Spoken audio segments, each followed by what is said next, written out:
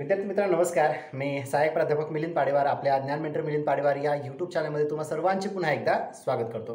मित्रांनो, आज पुन्हा एक नवीन आणि अतिशय महत्त्वाचा व्हिडिओ तुम्हा सर्वांसाठी घेऊन आलेलो आहे. जो व्हिडिओ आहे सावित्रीबाई फुले पुणे विद्यापीठाच्या समर एक्झाम संदर्भातला. हो मित्रांनो, सावित्रीबाई फुले पुणे विद्यापीठाचे एक्झाम फॉर्म्स टप्प्याटप्प्याने जवळपास संपत आलेले आहेत.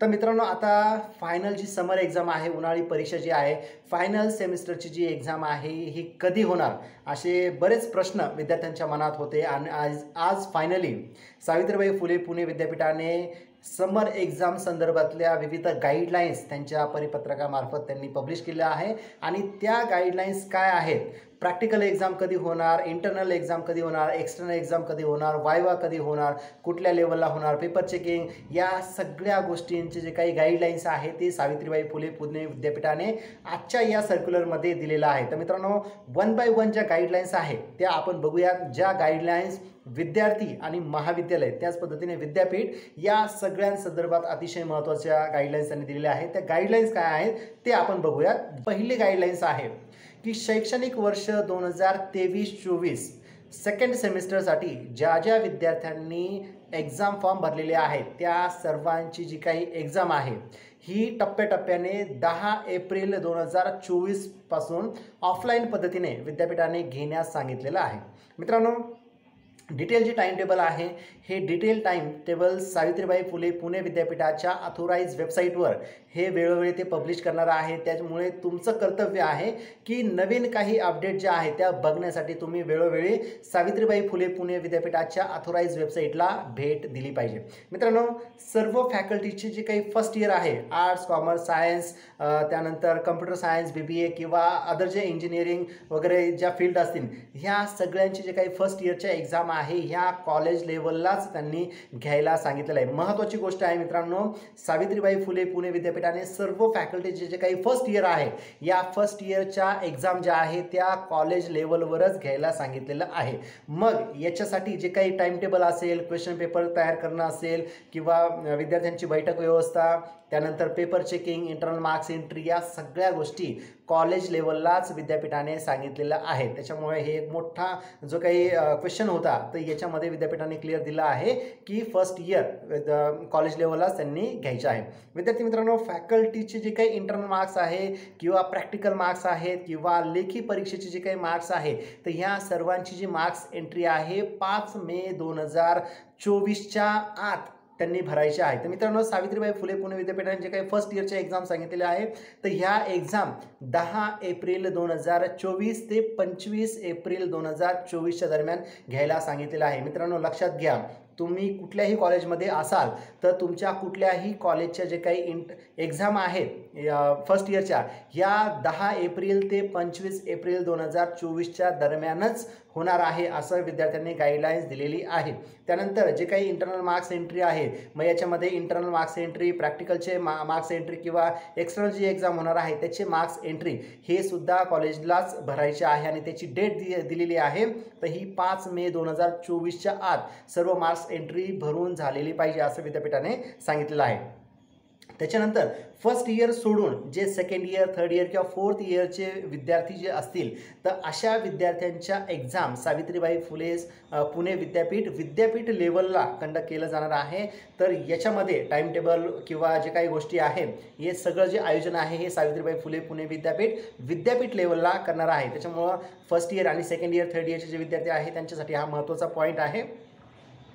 फर्स्ट इयरची जी काही पेपर चेकिंग आहे ही पेपर चेकिंग त्याच कॉलेजमध्ये केली जाणार आहे. मग याच्यासाठी कॅप जे आहे हे कॅप त्या ठिकाणी राबवायचं आहे. कॅप म्हणजे सेंट्रल असेसमेंट प्रोग्राम. आणि ह्या सर्व पेपर चेकिंगमध्ये महाविद्यालयाचे किंवा कॉलेजचे प्रिन्सिपल आहेत, प्राचार्य जे आहेत हे या कॅपचे संचालक असणार आहे. ही महत्त्वाची भूमिका प्राचार्यांची असणार आहे की यांच्या अंडर हे सगळे असेसमेंटचं जे काही किंवा पेपर चेकिंगचं जे काम आहे हे करायचं आहे. मित्रांनो, सेकंड इयर आणि थर्ड इयरच्या ज्या परीक्षा आहे याचं जे काही वेळापत्रक असेल, पेपर चेकिंग असेल किंवा सेटिंग अरेंजमेंट जे असणार आहे या सगळ्यांचं आयोजन विद्यापीठ लेवलला केलं जाणार आहे. विद्यार्थ्यांनी काय करायचं आहे, विद्यापीठाची साईट जी आहे, वेबसाईट जी आहे ती बघत राहायची आहे जेणेकरून नवीन जे अपडेट आहे त्या अपडेट विद्यार्थ्यांना मिळू शकणार आहेत. विद्यार्थी मित्रांनो, मार्क्स भरण्यासाठी एक वेगळे अपडेट विद्यापीठाने दिलेले आहे। याच्यामध्ये त्यांनी सांगितलेलं आहे की एक स्वतंत्र एक्सेल शीट तयार करायची आहे आणि ही एक्सेल शीट विद्यापीठाला पाठवायची आहे। त्यानुसार